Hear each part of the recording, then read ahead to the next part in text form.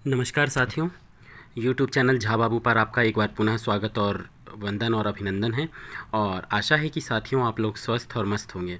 तो साथियों, हम आज एक बहुत ही महत्वपूर्ण जानकारी और बहुत ही महत्वपूर्ण सूचना जो हमारे समस्त प्रकार के शासकीय सेवकों से प्रत्यक्ष अप्रत्यक्ष रूप से जुड़ी हुई है, उसे लेकर के हम वीडियो के माध्यम से उपस्थित हुए हैं।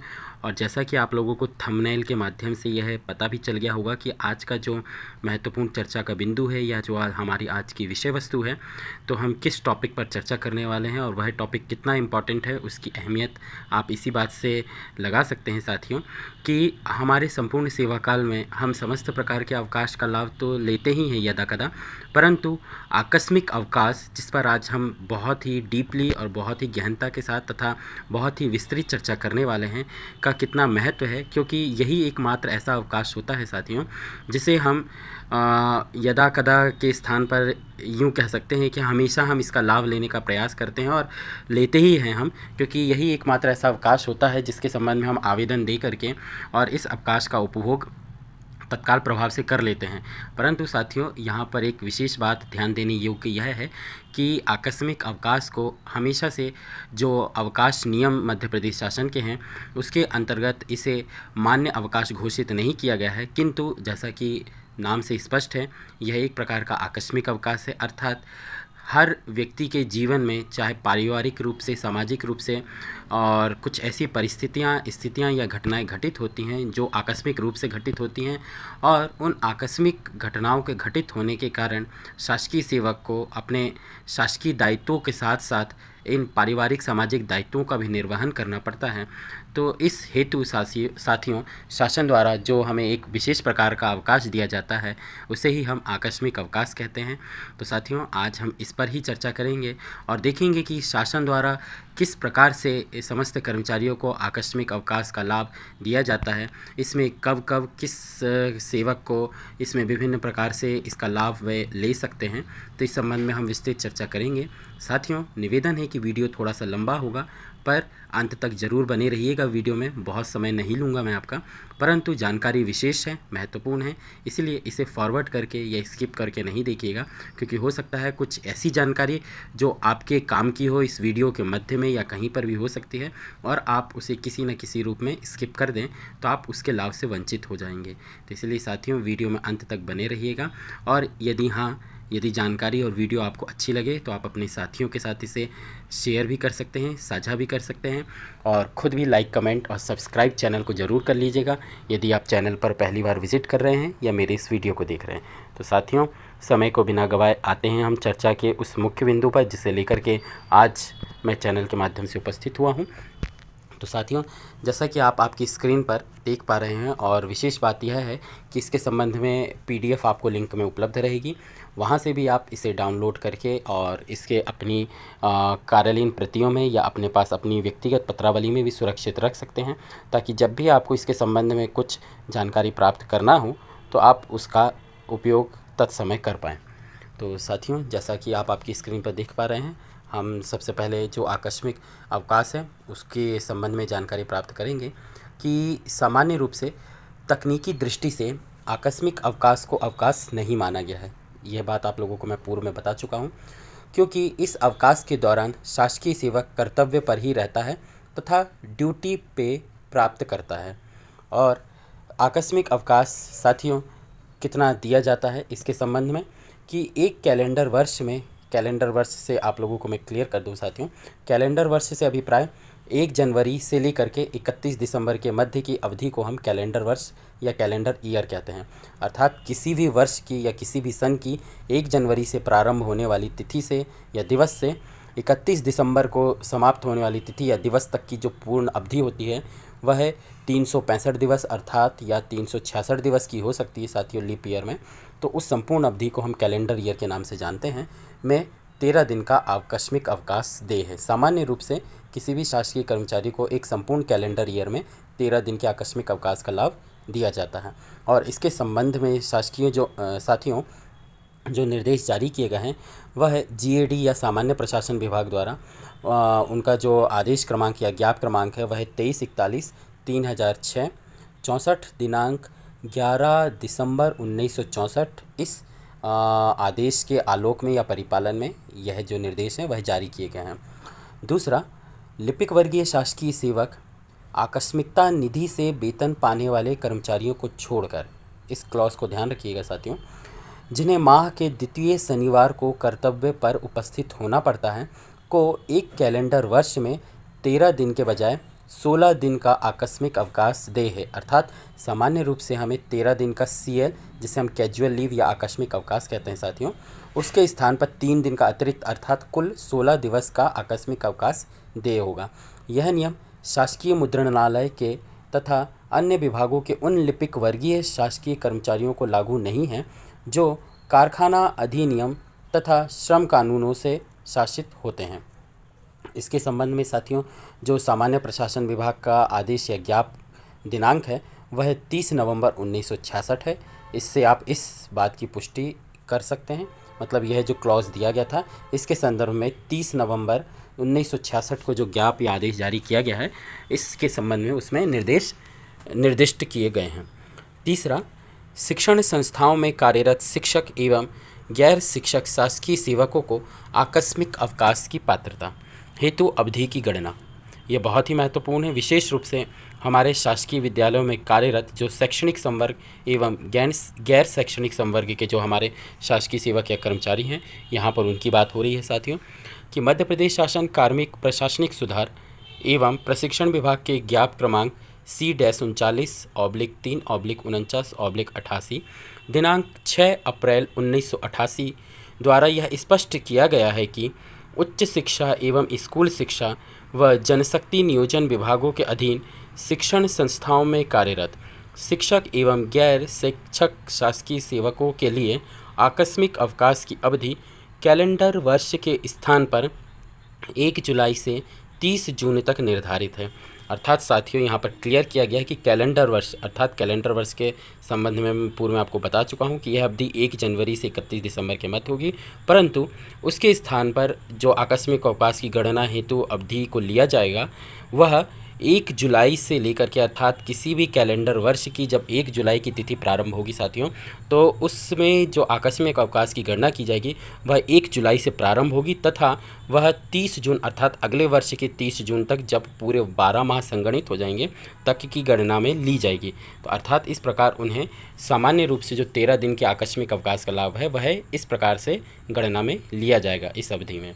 चौथा, सार्वजनिक सामान्य अवकाश जो आकस्मिक अवकाश की अवधि के पहले या बाद में पड़ें, उन्हें आकस्मिक अवकाश के साथ जोड़ा जा सकता है।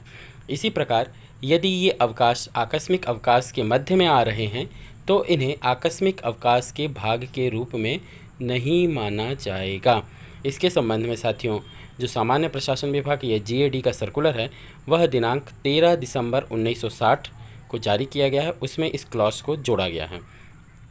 पाँचवा, फॉरेस्ट स्कूल के प्रशिक्षणार्थियों, चिकित्सा अधिकारियों एवं वनशाला में प्रशिक्षण के लिए भेजे गए अधीनस्थ वन सेवा के व्यक्तियों को वर्ष में 19 दिन का आकस्मिक अवकाश देय है, जिसमें से शिविर अवधि समाप्त होने पर विश्रांति काल के रूप में एक समय में 14 दिन तक का अवकाश दिया जा सकता है।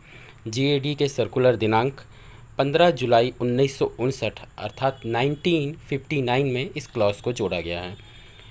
छठवां, लोक सेवा आयोग की परीक्षाओं की उत्तर पुस्तिकाओं के केंद्रीय मूल्यांकन में उपस्थित होने वाले परीक्षकों को अधिकतम 10 दिन के विशेष आकस्मिक अवकाश की पात्रता होगी। अर्थात साथियों, 13 दिन का आकस्मिक जो सामान्य आकस्मिक अवकाश है वह तो उन्हें सामान्य रूप से देय होगा, किंतु यहाँ पर 10 दिन के विशेष आकस्मिक अवकाश की बात कही गई है, अर्थात पृथक से उन्हें 10 दिन का आकस्मिक अवकाश दिया जाएगा। और इसके संबंध में साथियों, जो GAD का सर्कुलर दिनांक है वह 30 अक्टूबर 1982, इसमें इस क्लॉज को जोड़ा गया है।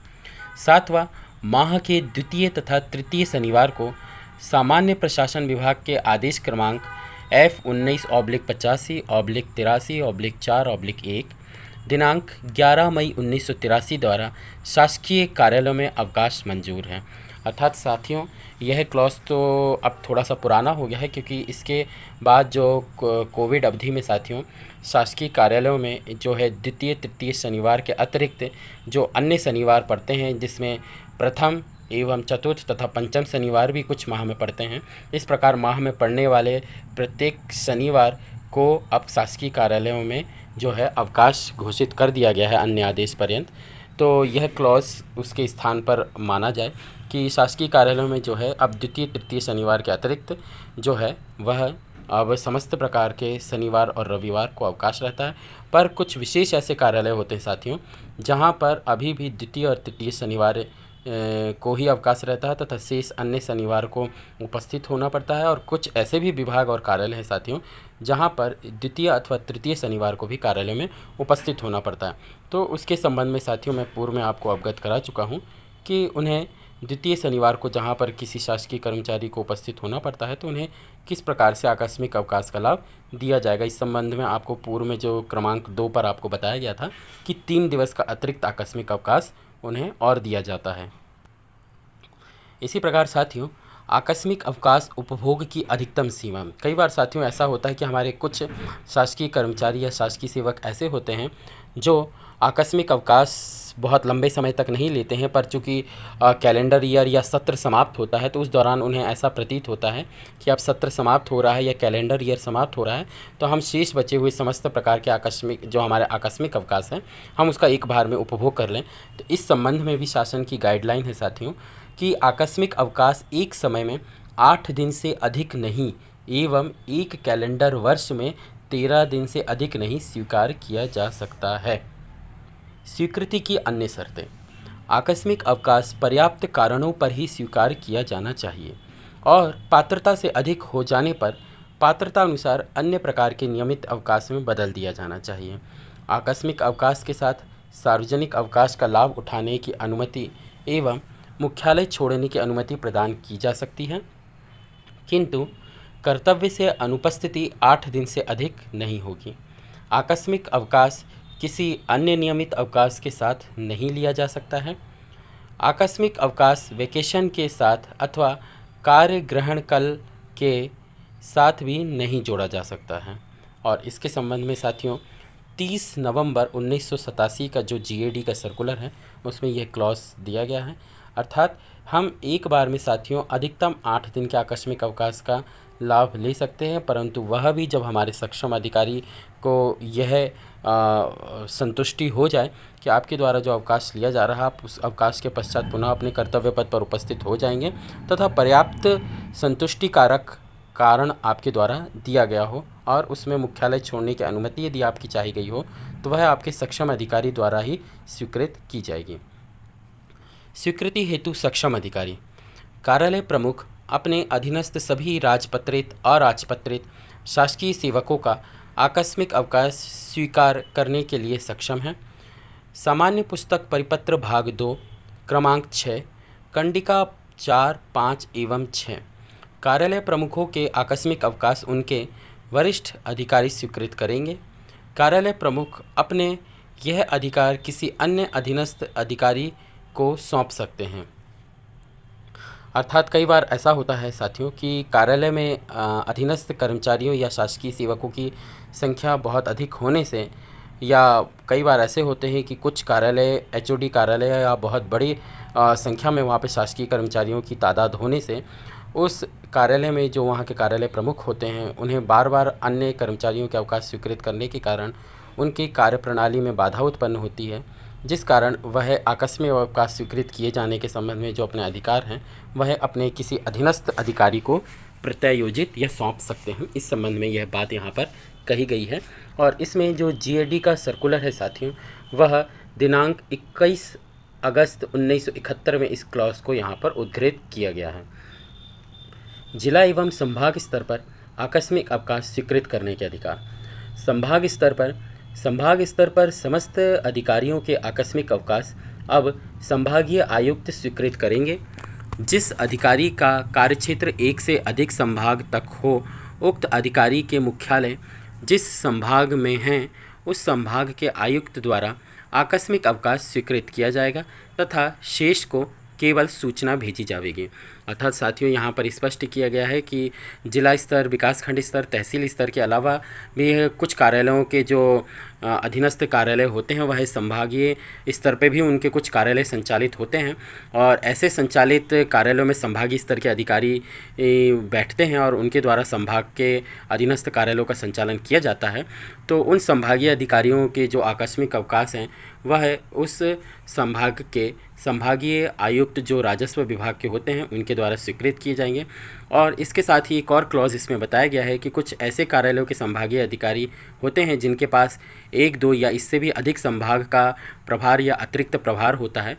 तो ऐसी स्थिति में जिस संभाग पर उनका हेडक्वार्टर या मुख्यालय है तो उस मुख्य हेडक्वार्टर के मुख्यालय के जो संभागीय आयुक्त होंगे उनके द्वारा उनका आकस्मिक अवकाश स्वीकृत किया जाएगा तथा शेष अन्य संभाग जिनके अतिरिक्त प्रभार उन संभागीय अधिकारी के पास में हैं वहां पर उनके अवकाश संबंधी सूचना भेजी जाएगी। जिला स्तर पर यही प्रक्रिया जिला स्तर पर लागू होगी। जिले में जिलाध्यक्ष जिला स्तर अधिकारियों के आकस्मिक अवकाश स्वीकृत करेंगे। यदि किसी अधिकारी का कार्य क्षेत्र 1 से अधिक जिलों में है तो शेष को सूचना भेजी जाएगी। अर्थात जिस प्रकार से हम संभाग स्तर पर इस प्रक्रिया को अपना रहे थे वही समान प्रक्रिया जिला स्तर पर भी लागू होगी। और इसके संबंध में साथियों जो जीएडी का सर्कुलर दिनांक है वह 28 मई 1997 इसके संबंध में इसमें उपबंध दिए गए हैं। उक्त निर्देश पुलिस विभाग में लागू नहीं होंगे।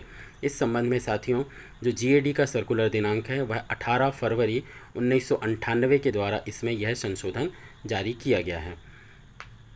आधे दिन का आकस्मिक अवकाश सामान्य प्रशासन विभाग के आदेश क्रमांक 692/1098/1 3/72 दिनांक 25 अक्टूबर 1972 द्वारा दिनांक 1 नवंबर 1972 से आधे दिवस का आकस्मिक अवकाश स्वीकृत करने के आदेश दिए गए हैं। वर्ग विशेष आकस्मिक अवकाश जैन धर्मावलंबी कर्मचारियों को विशेष आकस्मिक अवकाश। लोक सेवाओं संस्थाओं में कार्यरत जैन धर्मावलंबी कर्मचारियों को अनंत चतुर्दशी के पर्व पर विशेष आकस्मिक अवकाश देय है। यह विशेष आकस्मिक अवकाश केवल उन्हीं कर्मचारियों को देय होगा जिन्होंने इस दिन के अवकाश के लिए आवेदन किया है। अर्थात साथियों हमारे कुछ ऐसे साथीगण होते हैं या कुछ ऐसे हमारे अधिकारीगण होते हैं जो जैन धर्म से आते हैं तो उनके संबंध में जो अनंत चतुर्दशी का जो पर्व होता है साथियों उनके भी पर्व पर्युषण पर्व उस संबंध में होते हैं। तो इस संबंध में जो जीएडी का सर्कुलर जारी किया गया है उसके अनुसार इसमें यह क्लॉज जोड़ा गया है कि उन्हें इस दिन का विशेष आकस्मिक अवकाश पृथक से दिया जाएगा। अर्थात जो सामान्य रूप से 13 दिन का आकस्मिक अवकाश दिया जाता है उसके अतिरिक्त यह एक विशेष प्रकार का अवकाश सिर्फ जैन धर्मावलंबी अधिकारियों और कर्मचारियों को स्वीकृत किया जाएगा। परंतु जब उनके द्वारा आवेदन इस संबंध में कार्यालय प्रमुख या सक्षम अधिकारी को प्रस्तुत किया जाएगा उसी स्थिति में उन्हें यह अवकाश स्वीकृत किया जाएगा। और इसके संबंध में जो जीएडी का सर्कुलर दिनांक है साथियों वह 2 अगस्त 1985 जो है वह इस संबंध में इसमें इसके उपबंध जोड़े गए हैं। जैन कर्मचारियों को विशेष सुविधा राज्य शासन द्वारा श्वेतांबर एवं दिगंबर जैन धर्मावलंबी कर्मचारियों को प्रतिवर्ष उनके पर्युषण पर्व के लिए क्रमशः भाद्रपद कृष्ण पक्ष 11 से भाद्रपद शुक्ल पक्ष चतुर्थी या पंचमी तक और भाद्रपद शुक्ल पक्ष पंचमी से भाद्रपद शुक्ल पक्ष 15 अर्थात यह पूर्णिमा की तिथि है साथियों तक धार्मिक कृत्य करने के लिए कार्यालय में 12 बजे तक पहुंचने की सुविधा प्रदान की गई है, बशर्ते कि इससे शासकीय कार्य पर कोई विपरीत प्रभाव नहीं पड़े और कर्मचारी अपना कार्य अद्यतन रखें। अर्थात साथियों किसी भी परिस्थिति में जो है कार्यालय का कार्य प्रभावित नहीं होना चाहिए, परंतु यह विशेष सुविधा जो है शासन द्वारा जैन धर्मावलंबी अधिकारियों और कर्मचारियों को दी गई है। यदि वह पर्युषण पर्व के दौरान अपने तीज त्यौहार या व्रत आदि का पालन करते हैं तो इसके लिए उन्हें यह विशेष प्रकार का एक उपबंध जोड़ा गया है कि वह कार्यालय में 12 बजे तक उपस्थित हो सकते हैं, परंतु विशेष परिस्थितियों में यदि उन्हें किसी प्रकार से उनके कार्य में कोई इसके कारण गिरावट या इस कारण से कोई कमी नहीं आनी चाहिए, अर्थात उनका कार्य अद्यतन होना चाहिए और इसके कारण उनके कार्य में कोई असुविधा नहीं होनी चाहिए। तो साथियों यहाँ पर ये क्लॉज जो है वह जीएडी के सर्कुलर दिनांक 17 जनवरी 1992 से इसे उपबंधित किया गया है। मुस्लिम कर्मचारियों को आधा घंटे पहले कार्यालय छोड़ने की अनुमति। अभी साथियों हमने देखा कि जैन धर्मावलंबी कर्मचारियों और अधिकारियों के संबंध में उपबंध थे। अब यहाँ पर मुस्लिम कर्मचारियों को आधा घंटे पहले कार्यालय छोड़ने की अनुमति। रमज़ान माह में रोज़े प्रारंभ होने के दिनांक से रोज़े समाप्त होने के दिनांक रमज़ान माह की समाप्ति तक प्रदेश के शासकीय अर्धशासकीय कार्यालयों एवं संस्थाओं में कार्यरत मुस्लिम कर्मचारियों को कार्यालय समय समाप्त होने के आधा घंटा पहले कार्यालय छोड़ने की अनुमति है। और सामान्य प्रशासन विभाग के सर्कुलर दिनांक 16 जनवरी 1997 से इसके संबंध में यह क्लॉज जोड़ा गया है। परिवार नियोजन विशेष आकस्मिक अवकाश। परिवार नियोजन ऑपरेशन करवाने वाले पुरुष शासकीय सेवकों को 6 दिन का विशेष आकस्मिक अवकाश मिलने की पात्रता है। अर्थात साथियों, यदि कोई पुरुष कर्मचारी स्वयं की नसबंदी या टीटी ऑपरेशन करवाते हैं तो इसके लिए शासन द्वारा उन्हें जो सामान्य रूप से जितने भी आकस्मिक अवकाश 13 या जैसी भी परिस्थिति है उन शासकीय कर्मचारियों के विभागों में उपबंधित की गई है, उसके अतिरिक्त उन्हें 6 दिन का विशेष अवकाश की पात्रता पृथक से होगी। और इसके संबंध में जीएडी का सर्कुलर दिनांक 13 नवंबर 1959 में यह क्लॉज दिया गया है। नॉन प्यूपर्पल टीटी जो प्रसूति अवकाश के बाद प्रसव के तत्काल बाद के दिनों के अलावा अन्य कभी होती है के लिए महिला कर्मचारी को 14 दिन का विशेष अवकाश दे हैं। यह आदेश दिनांक 4 अक्टूबर 1966 से प्रभावशील है। अर्थात साथियों, जैसे पुरुष कर्मचारियों को स्वयं का टीटी ऑपरेशन या स्वयं की परिवार नियोजन ऑपरेशन कराने पर 6 दिन का विशेष अवकाश दे था, उसी प्रकार यह महिला कर्मचारियों को भी 14 दिन का विशेष अवकाश दे है। और इसके संबंध में जो है साथियों वह 4 अक्टूबर 1966 का जो क्लॉज है उसमें इस बात को जोड़ा गया है। 2 या अधिक जीवित बच्चे होने पर प्रसूति अवकाश नहीं मिलता, परंतु ऐसी प्रसूति के बाद ऑपरेशन कराया जाता है तो महिला कर्मचारी को 14 दिवस के आकस्मिक अवकाश की पात्रता होगी। यहाँ पर इस बात को विशेष रूप से उपबंधित किया गया है साथियों। और यह जीएडी के सर्कुलर दिनांक 8 अप्रैल 1970 से इस बारे में यह क्लैरिफिकेशन दिया गया है।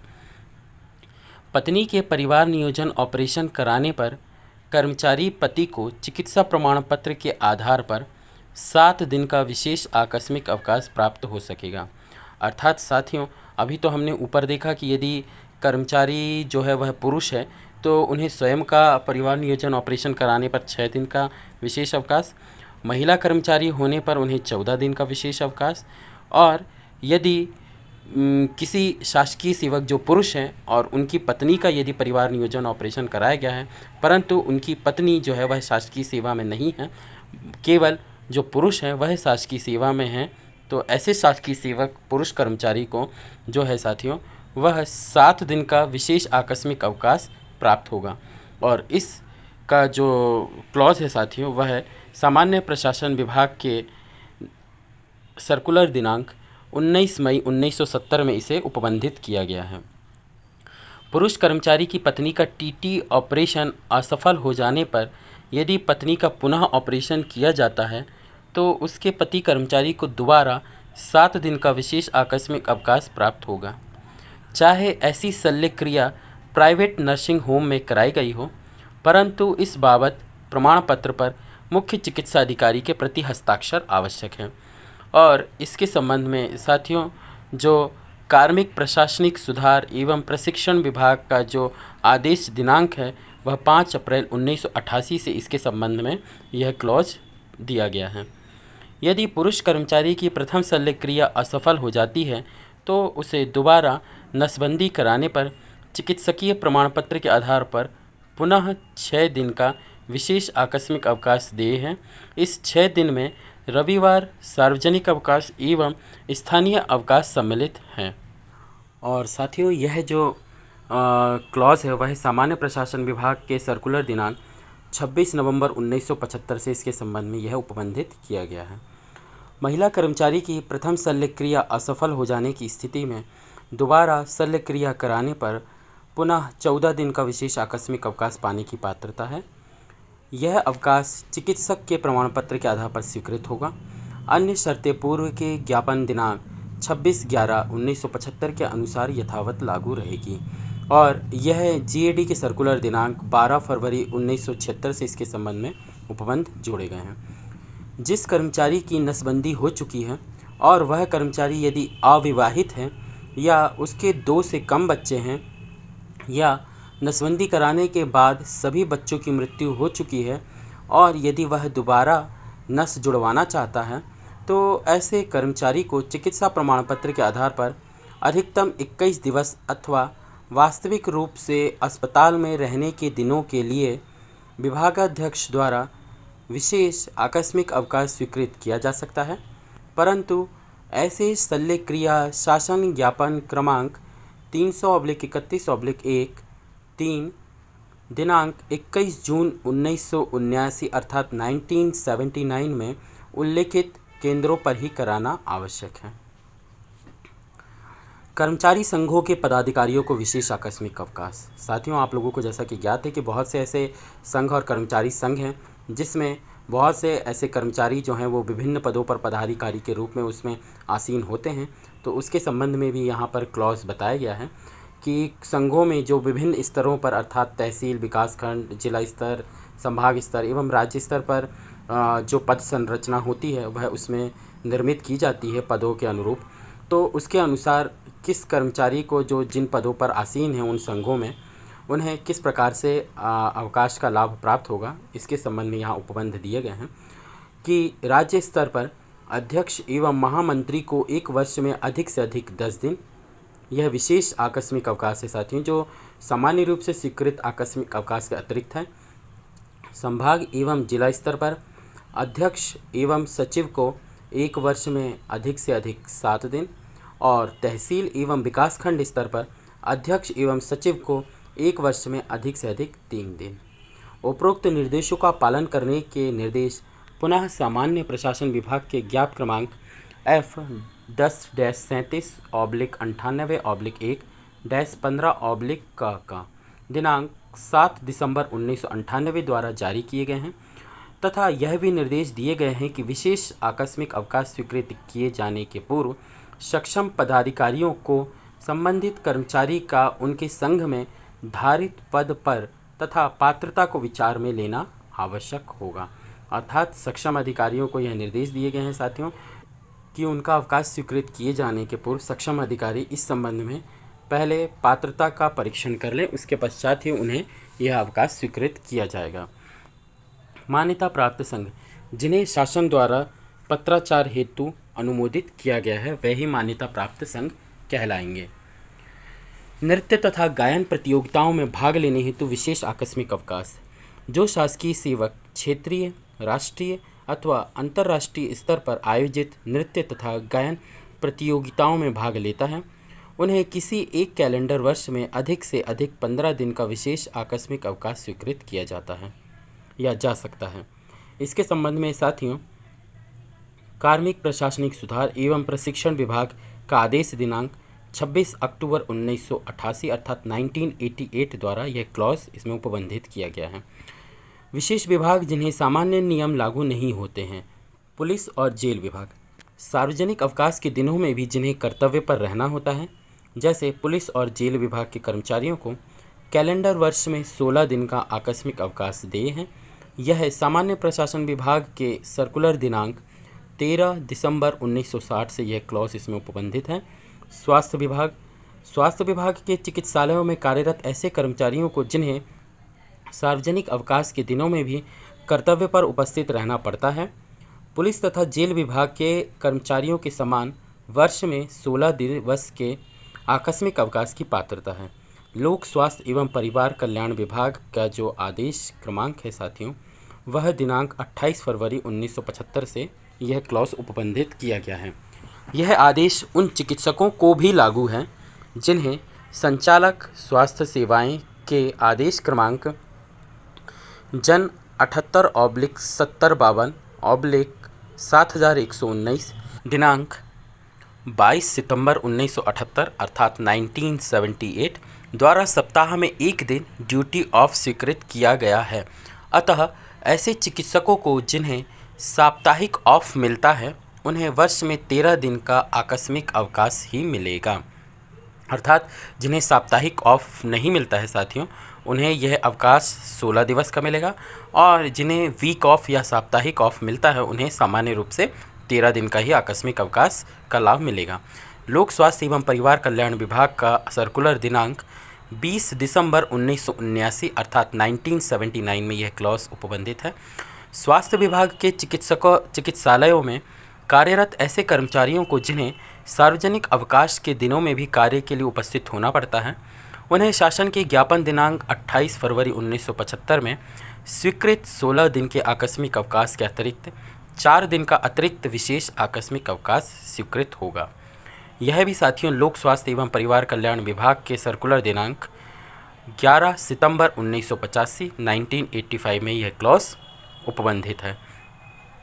मध्य प्रदेश शासन लोक स्वास्थ्य विभाग के ज्ञाप क्रमांक 4954/8615/17-मेडिकल-1 दिनांक 10 अक्टूबर 1980 द्वारा स्पष्ट किया गया है कि राज्य के सभी सहायक शल्य चिकित्सकों को रविवार के दिन डे ऑफ दिया जाए। साथ ही राजपत्रित छुट्टियों के एवज में विशेष आकस्मिक अवकाश स्वीकृत किया जाए। कार्यालय प्रमुख स्थानीय परिस्थितियों को देखते हुए यदि वह चाहें तो डे ऑफ रविवार के बजाय सप्ताह में किसी दूसरे दिन नियत कर सकते हैं। कार्यभारित तथा आकस्मिक निधि से वेतन पाने वाले शासकीय सेवकों को आकस्मिक अवकाश।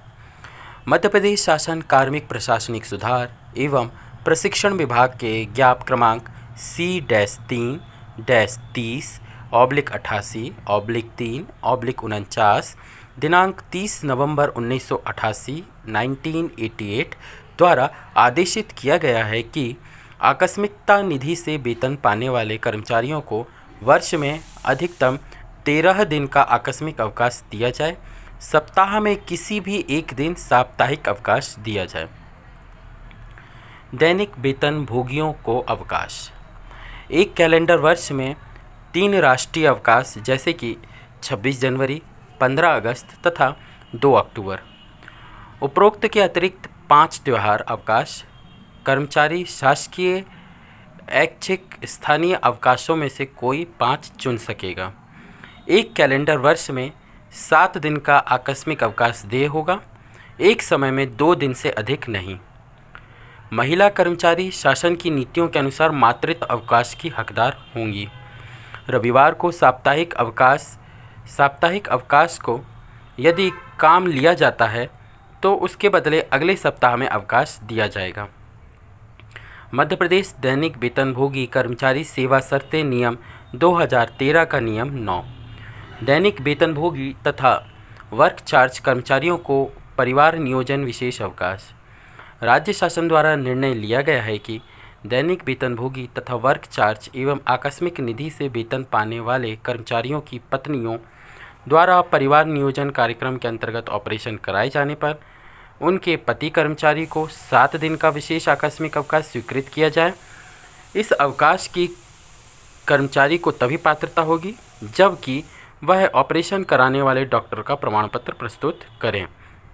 जीएडी के सर्कुलर दिनांक 31 अक्टूबर 1991 में यह क्लॉज दिया गया है।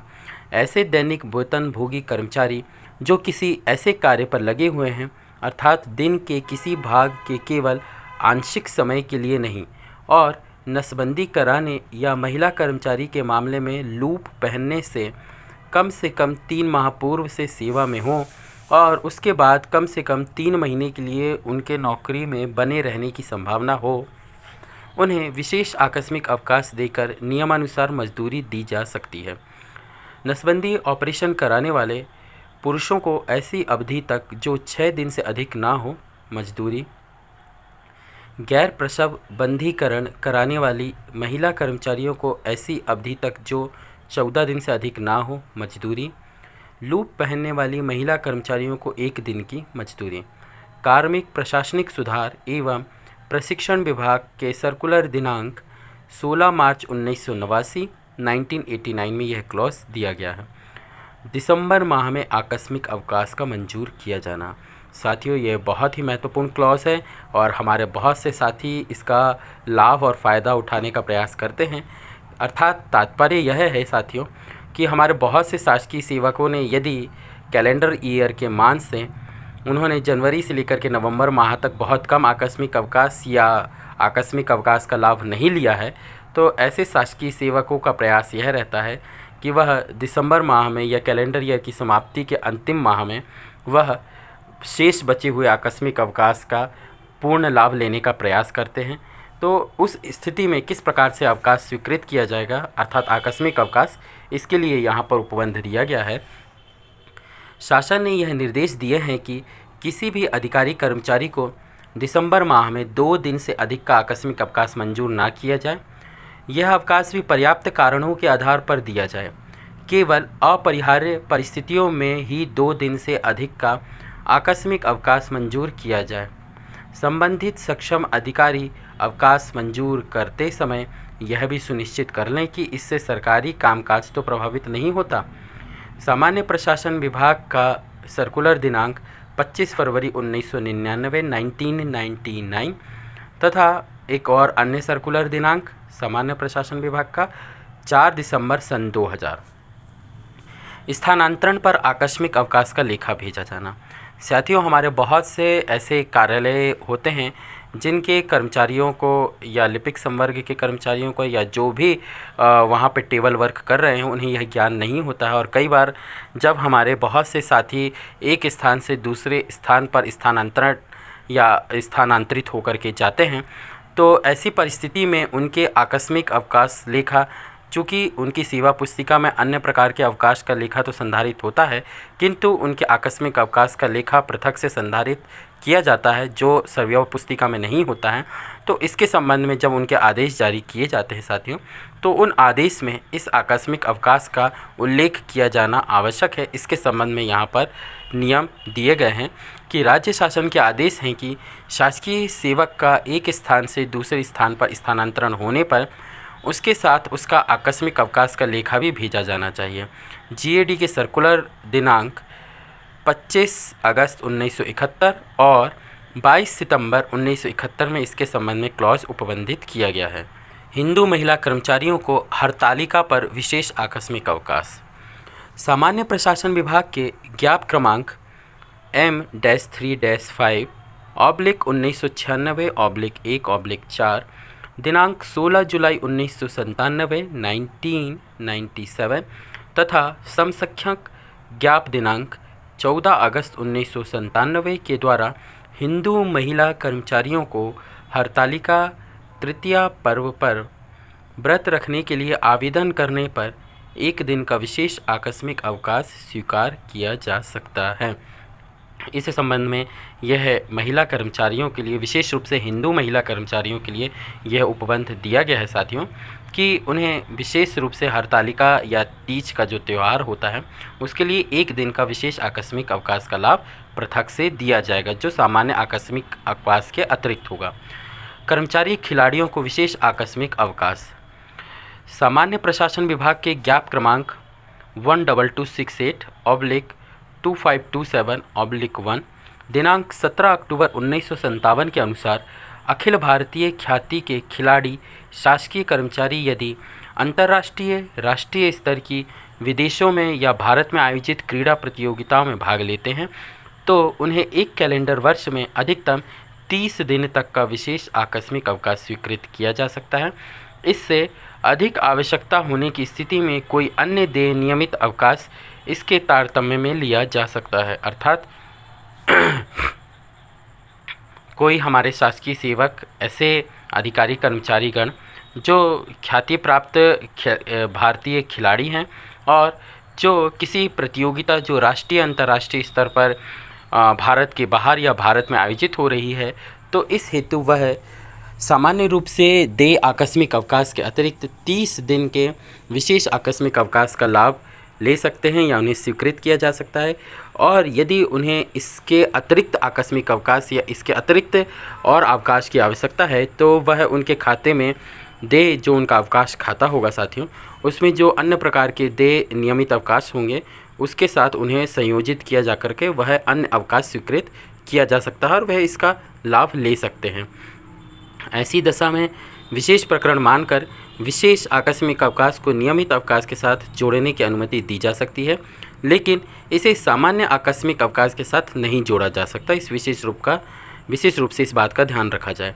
यह विशेष आकस्मिक अवकाश केवल निम्न के मामले में दिया जा सकता है। यहाँ पर बहुत सारी जो साथियों हैं वह उल्लेख किया गया है कि किन शासकीय सेवकों को, अर्थात जो खिलाड़ी हैं या ख्याति प्राप्त हमारे कर्मचारी गण हैं, तो उन्हें किन किन को यह स्वीकृत किया जा सकता है।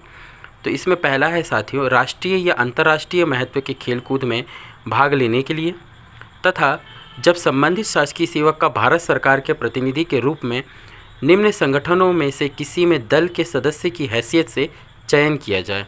अखिल भारतीय फुटबॉल फेडरेशन, भारतीय हॉकी फेडरेशन, भारतीय क्रिकेट कंट्रोल बोर्ड, भारतीय Olympic association, Akhil Bharatiya lawn tennis association, Akhil Bharatiya badminton association, भारतीय table tennis association, Akhil Bharatiya महिला हॉकी एसोसिएशन तथा भारत की राष्ट्रीय राइफल एसोसिएशन अथवा राष्ट्रीय महत्व के खेल जिसमें भाग लिया जाना है, 2 राज्यों के मध्य, 2 जोन के मध्य या 2 सर्किल के मध्य आधार पर खेल प्रतियोगिता आयोजित की जा रही है तथा संबंधित सरकारी सेवक राज्य, जोन अथवा सर्किल जैसी भी स्थिति हो के प्रतिनिधि के रूप में नामांकित किया गया है। यह रियायत तब नहीं दी जाएगी जब वह अपनी निजी हैसियत से भाग ले रहा हो। मध्य प्रदेश शासन कार्मिक प्रशासनिक सुधार एवं प्रशिक्षण विभाग अब सामान्य प्रशासन विभाग के ज्ञाप क्रमांक C3 दिनांक 22 नवंबर 1989 द्वारा निर्णय लिया गया है कि किसी भी अंतर्राष्ट्रीय, राष्ट्रीय या पंजीकृत खेल संस्थाओं के खेलों की राज्य, संभाग या जिला स्तरीय प्रतियोगिताओं, कार्यक्रमों में भाग लेने व सम्मिलित होने वाले शासकीय खिलाड़ी कर्मचारी, कार्यकर्ता कर्मचारियों, ऑफिशियल्स जैसे रेफरी, एम्पायर, उद्घोषक या व्यवस्था से संबंधित के साथ साथ राज्य के निगम मंडलों व संस्थाओं के कर्मचारियों को भी उपरोक्त वर्णित 30 दिन का विशेष आकस्मिक अवकाश इस शर्त के अध्याधीन मंजूर किया जावे कि इससे उनके शासकीय उत्तरदायित्व में कोई अवरोध उत्पन्न ना हो। यह विशेष आकस्मिक अवकाश संबंधित कर्मचारी के विभाग, कर्मचारी या संस्था प्रमुख द्वारा मंजूर किया जा सकता है। मध्य प्रदेश शासन सामान्य प्रशासन विभाग के ज्ञाप क्रमांक F2-3/96/1-15 दिनांक 19 अप्रैल 1996 द्वारा यह निर्देशित किया गया है कि कर्मचारी खिलाड़ी को अंतर्राष्ट्रीय, राष्ट्रीय, राज्य, संभाग, जिला स्तरीय प्रतियोगिताओं में भाग लेने अथवा आयोजन में सहयोग देने हेतु संबंधित प्रतियोगिता के आयोजन सचिव अथवा खेल संघ के सचिव अध्यक्ष के पत्र का प्रमाणीकरण के आधार पर तत्काल विशेष आकस्मिक अवकाश मंजूर किया जावे। इस संबंध में उचित समझा जावे तो खिलाड़ी द्वारा प्रतियोगिता में भाग लेने के पश्चात भाग लेने संबंधी प्रमाण पत्र प्राप्त कर लिया जाए। विकलांग कर्मचारियों को विशेष अवकाश की पात्रता। साथियों, यह बिंदु भी अति महत्वपूर्ण है।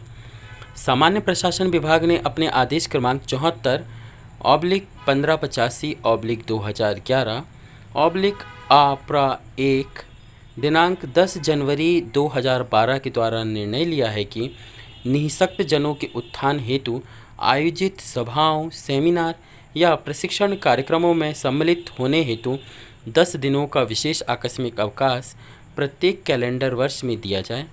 यह 10 दिवस का विशेष आकस्मिक अवकाश सामान्य कर्मचारियों के सामान्य 13 दिवस के अवकाशों के अतिरिक्त है। इस विशेष आकस्मिक अवकाश की स्वीकृति हेतु वही अधिकारी सक्षम हैं जो सामान्य आकस्मिक अवकाश मंजूर करने के लिए अधिकृत हैं। इस विशेष आकस्मिक अवकाश की पात्रता निगम, मंडल, आयोग एवं विश्वविद्यालयों के विकलांग कर्मचारियों को भी है। उक्त विशेष आकस्मिक अवकाश केवल निम्न संस्थाओं द्वारा आयोजित कार्यक्रमों में भाग लेने के लिए प्रदान किया जाएगा।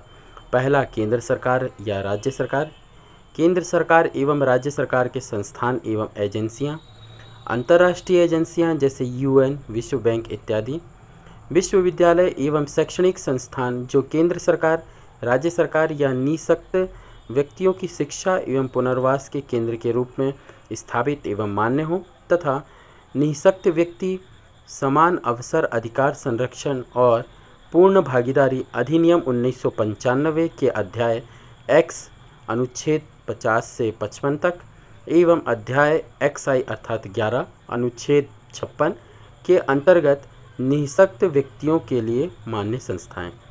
चिकित्सा शिक्षकों को विशेष अवकाश।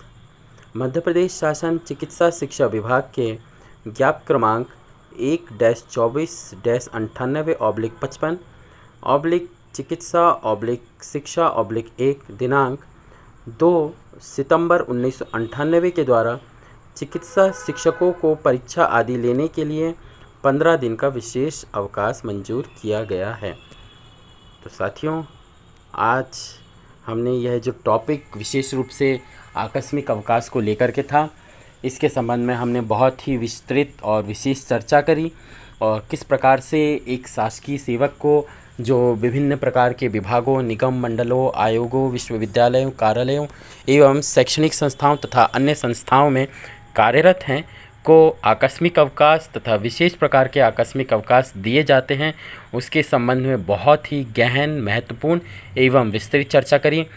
आशा ही नहीं, पूर्ण विश्वास है साथियों कि आप इस चर्चा का पूर्ण लाभ उठाएंगे और यदि कहीं आपको किसी प्रकार की कोई अज्ञानता या कोई ऐसी आप लोगों के जहन में बात रही हो जो आकस्मिक अवकाश को लेकर के आपको समझ में नहीं आई हो साथियों, तो आप कमेंट बॉक्स में कमेंट करके भी प्रश्न कर सकते हैं।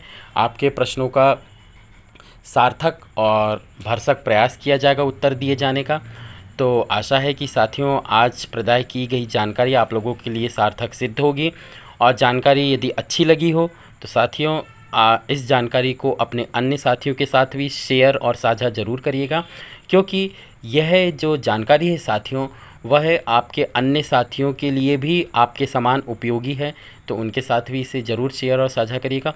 और आपको कैसी लगी यह जानकारी तो आप भी अपने विचार कमेंट बॉक्स में कमेंट करके ज़रूर बता सकते हैं साथियों। और इस वीडियो को यदि अच्छा लगा हो तो लाइक भी कर सकते हैं, शेयर भी कर सकते हैं, अपने कमेंट भी दे सकते हैं। हो सकता है इसमें कोई ऐसी कमी रही हो तो उसे और पूर्ण किया जाएगा, या कोई ऐसी जानकारी जो आपके पास अभी तक नहीं थी आपको प्राप्त हुई हो तो आप उस संबंध में भी कमेंट कर सकते हैं। तो साथियों, चैनल पर अंत तक बने रहने के लिए और इतना धैर्य रखने के लिए आप लोगों का एक बार पुनः धन्यवाद, साधुवाद। फिर इसी तरह की कोई विशेष और महत्वपूर्ण जानकारी जो आप लोगों के हितों से संबंधित होगी मैं उसे चैनल के माध्यम से लेकर के उपस्थित होता रहूँगा, क्योंकि साथियों आप लोग भी जानते हैं कि हर एक व्यक्ति के पास पहुँचना मेरे लिए या किसी भी व्यक्ति के लिए संभव नहीं है। तो यह YouTube ही एकमात्र ऐसा प्लेटफॉर्म है जिसके माध्यम से मैं अपने विचार आप लोगों तक रख सकता हूं और आप भी अपने विचार और कमेंट करके मेरे पास प्रेषित कर सकते हैं। तो साथियों, आप लोगों से फिर अगले वीडियो में भेंट और मुलाकात होगी। तब तक के लिए साथियों चैनल और वीडियो पर बने रहने के लिए आप लोगों का बहुत बहुत धन्यवाद। जय हिंद, वंदे मातरम।